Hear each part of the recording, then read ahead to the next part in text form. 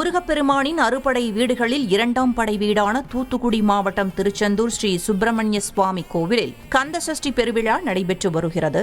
விழாவின் ஒரு பகுதியாக ஊஞ்சல் சேவை நடைபெற்றது. முன்னதாக கோயில் திருக்கல்யாண மண்டபம் அருகே சுவாமி குமரவிடங்க பெருமாள், தெய்வானை அம்பாளுக்கும் இளநீர், விபூதி, பன்னீர் உள்ளிட்ட 16 வகையான அபிஷேகங்கள் நடைபெற்றன. தொடர்ந்து சுவாமிக்கு மகா தீபாராதனை காண்பிக்கப்பட்டது. பின்னர் ஊஞ்சலில் குமரவிடங்க பெருமாளும் தெய்வானை அம்பாளும் வீற்றிருக்க ஊஞ்சல் சேவை நடைபெற்றது.